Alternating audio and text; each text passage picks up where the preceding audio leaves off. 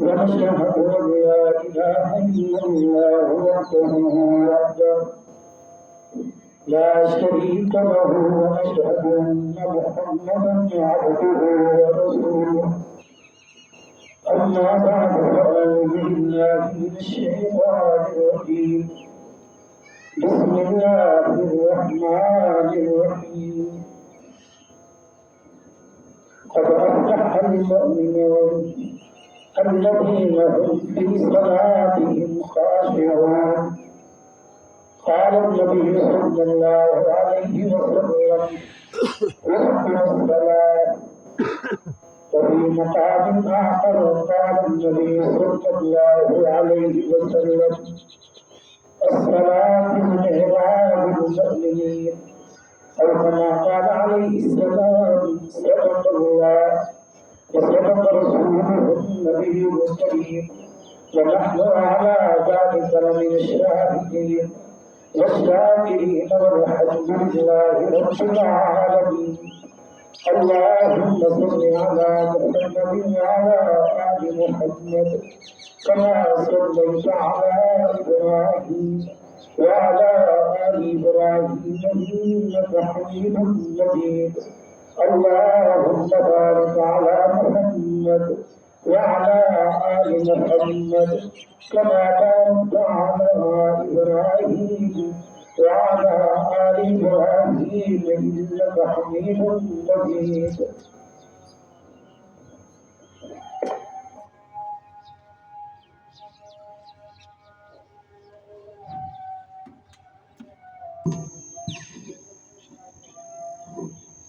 پھر انتہائی واجب الاحترام بزرگوں دوستوں بھائیوں، قرآن کریم فرقان حمید کا کچھ حصہ ذخیرہ احادیث میں سے، حدیث طیبات میں سے کچھ حصہ تلاوت کیے ہیں۔ دعا ہے کہ مالک ذوالجلال شرح صدر کے ساتھ صحیح سے کہنے کی توفیق نصیب فرمائے۔ کہنے سننے کے بعد رب ذوالجلال ہم سب کو عمل کرنے کی توفیق نصیب فرمائے۔ بات چل رہی تھی میرے اور آپ کے آقا جناب محمد رسول اللہ صلی اللہ علیہ وسلم کو خالق ارض و سما نے معراج کروایا،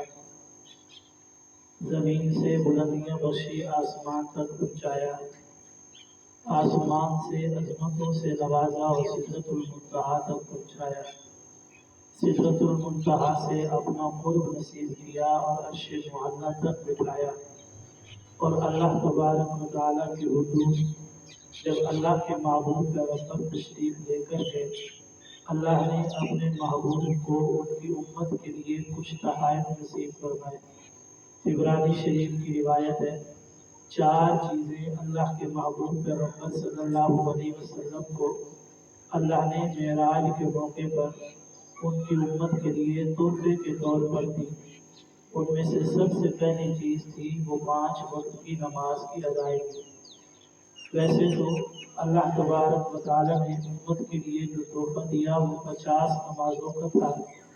بخاری شریف کی روایت ہے، سیدنا حضرت موسیٰ علیہ السلام نے واپسی پر حضور علیہ السلام سے پوچھا اللہ نے کیا عطا کیا، کیونکہ اتنے بڑے دربار میں سارے کے سارے خزانوں کے مالک کے دربار میں آپ گئے ہو تو یقیناً اللہ اتنا بڑا ہے تو اللہ تعالیٰ کی طرف سے ملنے والا تحفہ بھی آپ کو بڑا ہوگا۔ تو وہ کون سا تحفہ جو اللہ نے آپ کو خاص طور پر اپنے دربار میں بلا کر دیا؟ تو اللہ کے محبوب پیغمبر صلی اللہ علیہ وسلم نے ارشاد فرمایا کہ اللہ نے مجھے 50 نمازوں کا تحفہ بھی دیا اور بھی تحائف عطا فرمائے۔ تو عرض کیا یا رسول اللہ صلی اللہ علیہ وسلم، آپ کا ابھی تک آپ کی امت کے ساتھ واسطہ نہیں پڑا۔ میں نے اپنی امت کی حالت کو دیکھا ہے، میری امت پر 3 نمازیں فرض تھی، وہ اس کے اندر بھی کوتاہی کرتی تھی۔ اگر آپ اللہ کے حضور دوبارہ تشریف لے جائیں اور اس میں کچھ تخفیف کا اللہ کے حضور عرض کریں تو آپ کی امت کے لیے آسانی ہوگی۔ حضور علیہ السلام نے ایک روایت کے مطابق 7 مرتبہ واپس تشریف لے گئے۔ ایک روایت کے مطابق 9 مرتبہ واپس تشریف لے گئے اور حضور علیہ السلام آخری مرتبہ آپ کو جو نمازیں ملی وہ تھی 5 نمازوں کا تحفہ حضور علیہ السلام کو معراج کے موقع پر یہ عطا کیا گیا۔ شریعت اسلامی کے اندر تعلیمات خداوندی ہوں، یہ تعلیمات نبویہ ہوں، کوئی بھی شرعی حکم ایسا نہیں ہے کہ جس حکم کی ادائیگی اور جس حکم کے عطا کرنے کے لیے اس قدر اللہ تبارک و تعالیٰ نے اپنے محبوب پیغمبر صلی اللہ علیہ وسلم کو قرب سے نوازا ہو۔ زکوٰۃ کی ادائیگی کا حکم دینا تھا، جبرائیل امین کو بھیج دیا۔ حج کی ادائیگی کا حکم دینا تھا، فرشتوں کے ذریعے اس حکم کو زمین پر بھیج دیا۔ اسی طرح روزے کی فرضیت کا حکم دینا تھا تو اللہ نے جبرائیل امین کے ذریعے اس حکم کو زمین پر بھیج دیا۔ نکاح کے فریضے کا حکم دینا تھا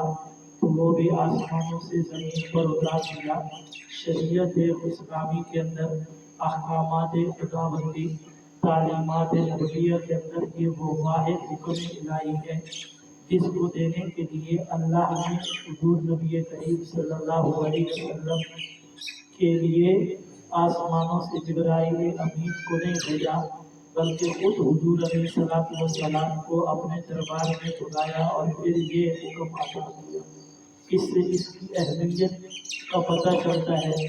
کہ تمام کے تمام احکامات میں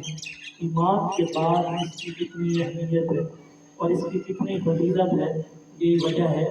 ایمان کے بعد قیامت کے دن سب سے پہلے جس چیز کا حساب ہوگا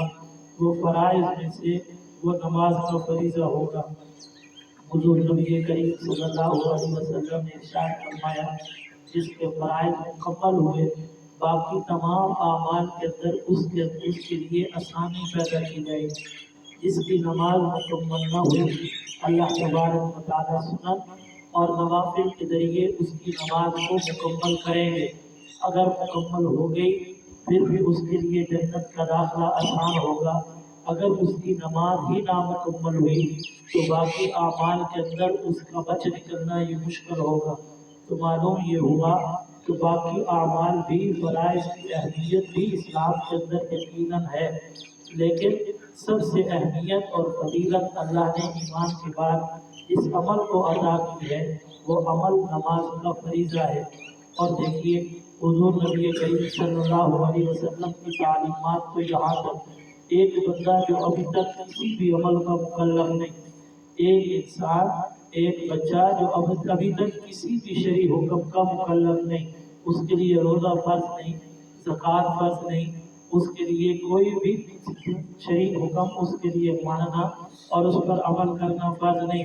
لیکن ابھی تک وہ ہے بھی شریعت کا مکلف نہیں، لیکن اس کے باوجود وہ بچہ ہے، 7 سال کی عمر کو پہنچ گیا۔ حضور نبی کریم صلی اللہ علیہ وسلم نے ارشاد فرمایا اس کو نماز کا حکم کرو۔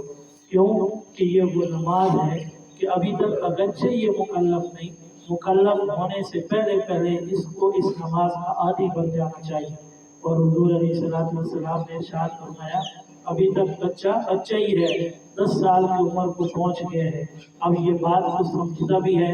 بات کو سنتا بھی ہے، بات کو اپنے دل پر بھی لیتا ہے، دماغ میں بھی رکھتا ہے، محفوظ کرنے کی طاقت اس کے اندر آ چکی ہے۔ اب بھی اگر یہ نماز نہ پڑھے حضور علیہ السلام نے فرمایا اس کو مارو، یہاں تک کہ ابھی تک بچہ دنیا کے اندر آیا، ماں کے پیٹ سے باہر نکلا تو فرمایا اس کے دائیں کان کے اندر اذان کہو، بائیں کان کے اندر اقامت کہو۔ علماء نے اس پر بہت سی حکمتیں لکھی ہیں، اس کی کیا وجہ ہے، لیکن ایک حضرت تھانوی رحمہ اللہ نے لکھی، فرمایا کہ بچہ پیدا ہوا، ماں کے پیٹ سے باہر آیا، اس کے دائیں کان کے اندر اذان کہو، بائیں کان کے اندر اس کی اقامت کہو۔ اگر یہاں پر بات صرف یہ ہوتی کہ اللہ کا تعارف اس کو کروایا جائے، بات صرف یہ ہوتی کہ محمد الرسول اللہ صلی اللہ علیہ وسلم کی اقرار کا آوازہ اس کے کان کے اندر بلند کر کے اس کے دل کے اوپر ثبت کیا جائے تو پھر صرف اللہ اور محمد سے بات مکمل ہو جاتی صلی اللہ علیہ وسلم۔ لیکن اللہ کے محبوب صلی اللہ علیہ وسلم نے اور شریعت کا حکم یہ ہے کہ پوری اذان کہی جائے اور پوری اقامت کہی جائے۔ اس کا کیا مطلب کہ بچہ ابھی تک ماں کے پیٹ سے باہر آیا ہے، اس کو کسی بات کی سمجھ نہیں ہے، اس کی حرکت کرنے سے پہلے اس کو جس چیز کا آوازہ اور جس چیز کی تلقین کرنے کا حکم ہے وہ ہے نماز کا، کہ جو آپ کی اقامت اور آپ نے اذان سنی ہے، آگے چل کر آپ نے اس اقامت اور اذان کو پھر بھی سننا ہے، اور جب تم سنو گے پھر اس کے مطابق زندگی بسر کرنی ہے، اور اس کے جواب کے اندر اپنے آپ کو ڈھالنا ہے۔ اور اس کے جواب کے اندر کیسے ڈالنا ہے؟ بچہ پیدا ہوتے ہی اس کے لیے یہی تلقین ہے کہ نماز کا اس کو عادی بنایا جائے۔ سیدنا حضرت عیسیٰ علیہ السلام جب سیدنا حضرت مریم علیہ السلام کے بطن مبارک کے اندر آئی تو سیدنا حضرت مریم بڑی پریشان ہوئی، بستی سے باہر تھی۔ جب ان کی پیدائش کا وقت ہوا، دل کے اندر خیال آیا لوگ مجھے کیا کہیں گے، لیکن پھر یہ خیال آیا کہ اگر میں یہیں پر رہوں گی تو یقیناً میرا بچہ اور اس کی پرورش کے اندر بہت سی کمیاں رہ جائیں گی، مجھے بستی کے اندر جانا ہوگا، شہر کے اندر جانا ہوگا۔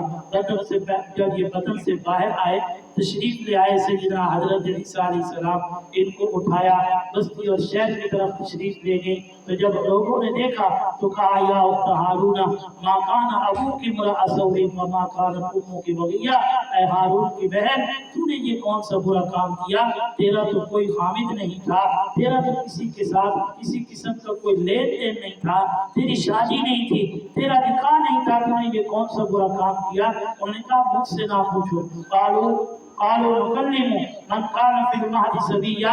آپ اس بچے سے پوچھو جو ابھی تک میری گود کے اندر ہے۔ لوگوں نے کہا کہ یہ کیا کلام کرے گا، یہ تو ابھی تک بچہ ہے۔ تو سیدنا حضرت عیسیٰ علیہ السلام نے کلام کیا، قال انی عبد اللہ آتانی الکتاب وجعلنی نبیا وجعلنی مبارکا اینما کنت واوصانی بالصلاۃ والزکاۃ۔ اللہ کے محبوب پیغمبر صلی اللہ علیہ وسلم سے پہلے آنے والے پیغمبر سیدنا حضرت عیسیٰ علیہ السلام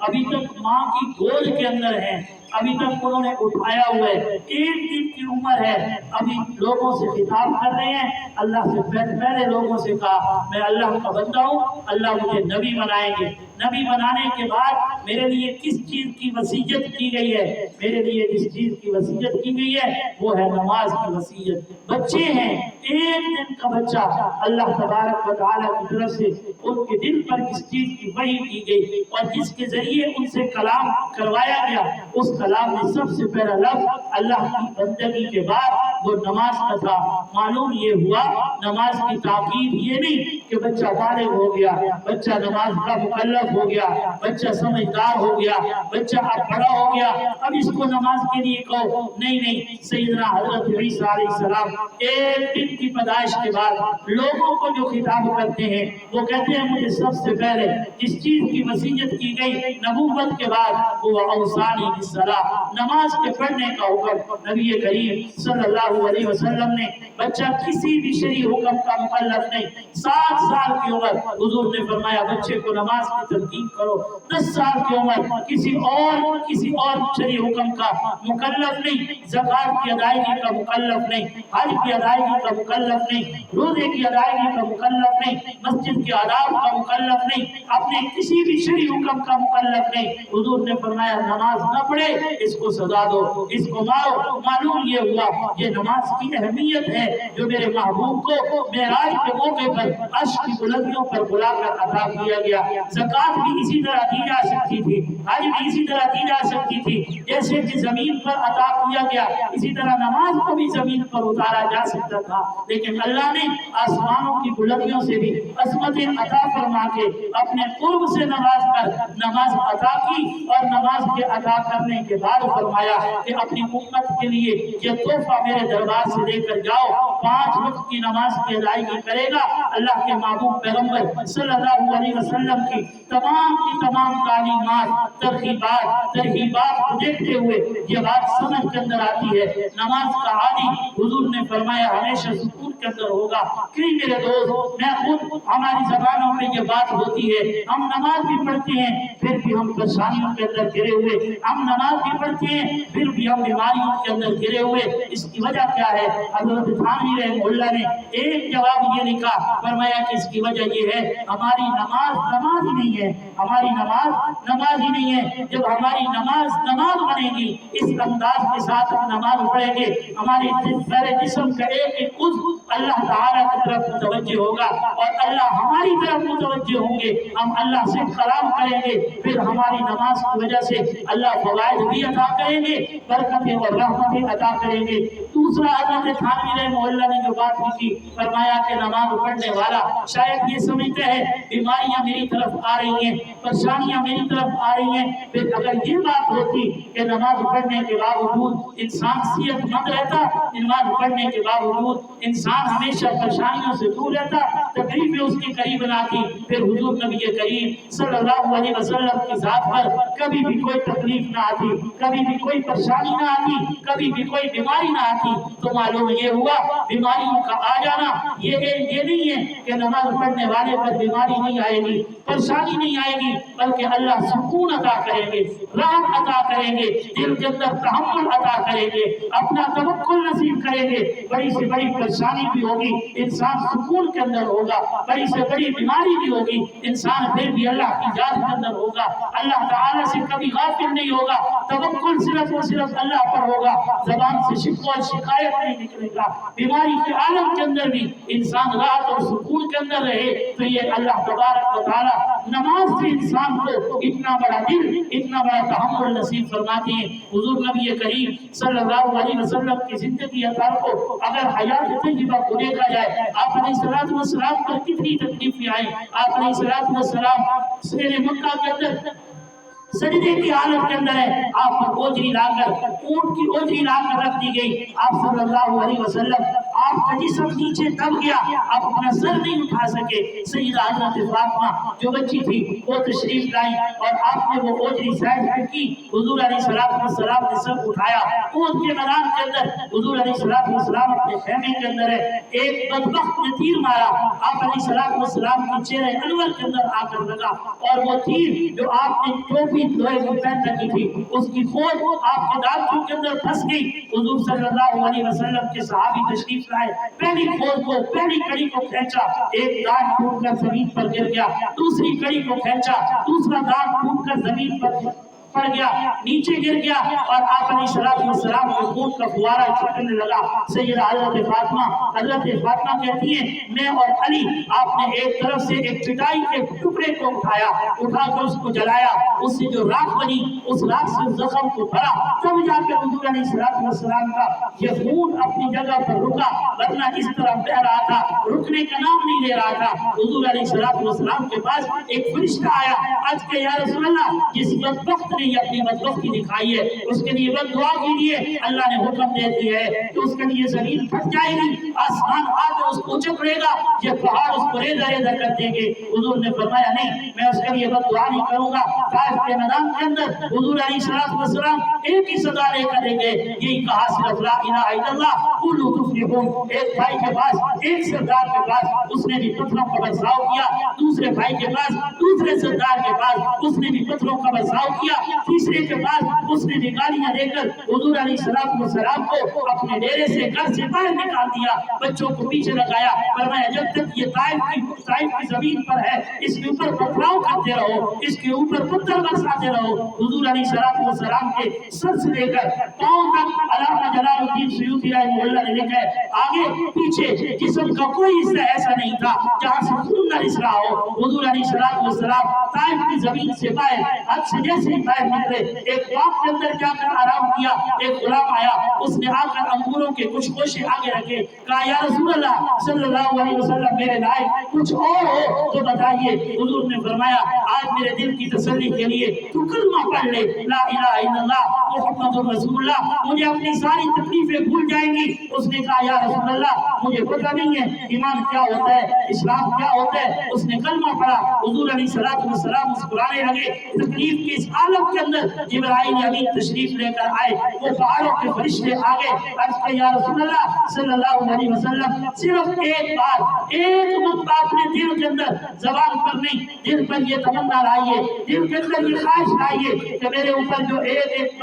پتھر برسانے والا ہے ہے جس نے مجھے تکلیف پہنچائی ہے، میرے خون کی ایک ایک بوند کو میرے جسم سے نکالا ہے، مجھے تکلیف دی ہے، صرف ایک مرتبہ اپنے دل کے اندر یہ خیال لائیے کہ یا اللہ تو تم کو تباہ و برباد کر دے۔ فرشتے کہنے لگے ہم ان پہاڑوں کو اس طائف کے ساتھ ملا کر اس کو ایسے پیس کر رکھ دیں گے جیسے چکی کے اندر دانے کو پیسا جاتا ہے۔ جبرائیل امین تشریف لے کر آئے، کہا یا رسول اللہ صلی اللہ علیہ وسلم اللہ کی اجازت کے ساتھ زمین پر اترا ہوں، حکم کیجئے اپنا ایک پر مار کر پوری کی پوری بستی کو تباہ و برباد کر کے رکھ دوں۔ حضور نے فرمایا نہیں، ہو سکتا ہے اسی قوم میں سے، ہو سکتا ہے اسی بستی والوں میں سے، ہو سکتا ہے انہی گھرانوں میں سے، ہو سکتا ہے انہی خاندان والوں میں سے، ہو سکتا ہے انہی کی نسل میں سے کوئی آدمی پیدا ہو اور اس کی زبان پہ میرا کلمہ، اللہ کی وحدانیت اور میری رسالت کا اقرار آ جائے، میری تکلیفوں کا مداوع ہو جائے گا۔ مجھے کسی کے لیے بد دعا کرنے کی ضرورت نہیں، لیکن آئیے خندق کا موقع ہے، میرے پیغمبر علیہ السلام کے کفار نے آ کر گھراؤ کیا، خندق کے اندر آگے اور انہوں نے اپنی سواریوں کو آگے بڑھانا چاہا، بڑھاتے چلے آئے صحابہ کرام، حضور نبی کریم صلی اللہ علیہ وسلم ان کا اپنا دفاع کرنے کے لیے آگے بڑھے، یہاں تک کہ زور کے بعد کا وقت آپ نے لڑائی شروع کی، اپنا دفاع کرنا شروع کیا، عصر کی نماز کا وقت ختم ہو گیا، مغرب کا سورج ڈوبنے کے قریب تھا اور اس وقت حضور علیہ السلام نے آسمان کی طرف دیکھا، فرمایا میری عصر کی نماز قضا ہو گئی۔ سیدنا حضرت علی نے فرمایا یا رسول اللہ میری بھی قضا ہو گئی۔ سیدنا حضرت ابوبکر نے فرمایا میری بھی قضا ہو گئی۔ 17 صحابہ نے کہا یا رسول اللہ ہماری عصر کی نماز قضا ہو گئی۔ حضور نے فرمایا اللہ تبارک و تعالیٰ ان کی قبروں کو، ان کے بیٹوں کو، ان کے گھر کو 3 لاکھ فرمائے، ان کے قبروں کو، ان کے بیٹوں کو اور ان کے گھروں کو اللہ آگ سے بھر دے جنہوں نے آج بھی محمد کے اور ان کے صحابہ کو نماز کے لیے روکا ہے۔ ایک نماز کی قضا ہونے پر حضور نبی کریم صلی اللہ علیہ وسلم ان کفار کے لیے 3 دعائیں کر کے جا رہے ہیں، ان کے گھروں کو بھی آگ سے بھر دے، ان کے بیٹوں کو بھی اللہ آگ سے بھر دے اور ان کی قبروں کو بھی آگ سے بھر دے۔ معلوم یہ ہوا حضور کی نظر کے اندر اپنی ذات میں تکلیف آ جانا اتنی بڑی بات نہیں تھی، نماز کا قضا ہو جانا اتنی بڑی بات تھی۔ طائف کے موقع پر جبرائیل امین بھی آئے، بد دعا نہیں کی، یہاں پر ایک نماز قضا ہو گئی جن کفار کی وجہ سے حضور نے 3 بد دعائیں کر دی، فرمایا یا اللہ ان کے گھروں کو بھی آگ سے بھر دے، ان کی قبروں کو بھی آگ سے بھر دے اور ان کے بیٹوں کو بھی آگ سے بھر دے۔ معلوم یہ ہوا میرے اور آپ کے آقا جناب محمد رسول اللہ صلی اللہ علیہ وسلم کے نزدیک نماز کی کیا اہمیت تھی۔ میرے آقا علیہ السلام کے پاس ایک شخص آئے اور اس نے آ کر عرض کیا یا رسول اللہ صلی اللہ علیہ وسلم میرے گھر کے اندر بہت سی پریشانیاں رہتی ہیں، بہت سی بیماریوں کا گھیرا رہتا ہے، میں بڑا پریشان رہتا ہوں۔ آپ علیہ السلام نے فرمایا تو نماز کی حفاظت کرنا شروع کر دے، اللہ تیرے گھر کی حفاظت کرنا شروع کر دے گا۔ نماز وہ چیز ہے جو اللہ تبارک و تعالیٰ نے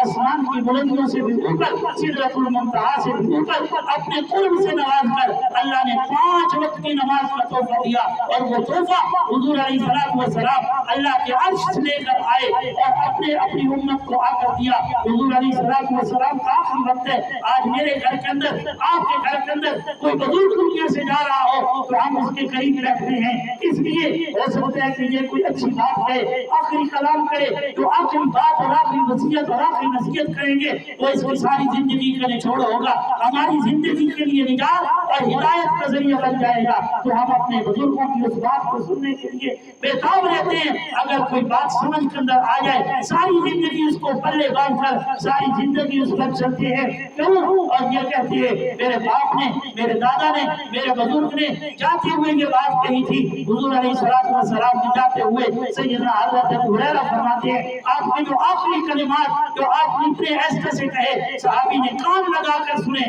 حضور کی زبان پر یہ جملے تھے الصلاۃ الصلاۃ الصلاۃ، کہ میں اپنی 63 سالہ زندگی آپ لوگوں کے درمیان گزار کے جا رہا ہوں، میری سیرت کو آپ نے دیکھا، میری زندگی کو آپ نے دیکھا، میرے صبح و شام کو آپ نے دیکھا، میری رات کے اندر ہونے والی عبادات کو آپ نے سنا، جاتے ہوئے بھی تمہیں جو وصیت اور نصیحت کر کے جا رہا ہوں وہ یہی ہے میری امت میرے جانے کے بعد نماز کا خیال رکھنا، نماز کا خیال رکھنا، نماز کا خیال رکھنا۔ تو آنے والے جو ایام ہیں رمضان المبارک کے مہینے महीने, बदबख्त है वो इंसान कि जिसको अल्लाह तबारक व तआला ने रमजान का महीना अता किया,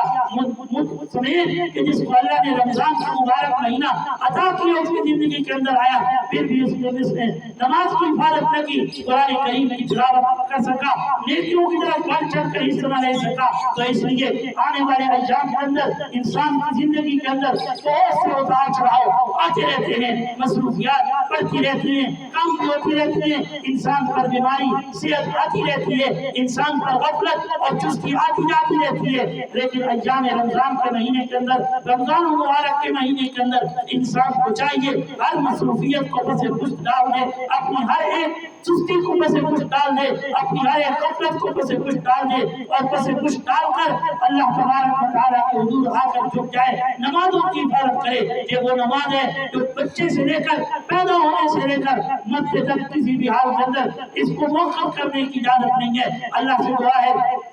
अल्लाह तबारक व तआला हमारे बच्चों से लेकर हमारे बूढ़े तक एक एक बच्चे को, एक एक जवान को, एक एक बूढ़े को अपने घर के अंदर आकर सजदे की तौफीक नसीब फरमा दे। आखिरी ऐलान है,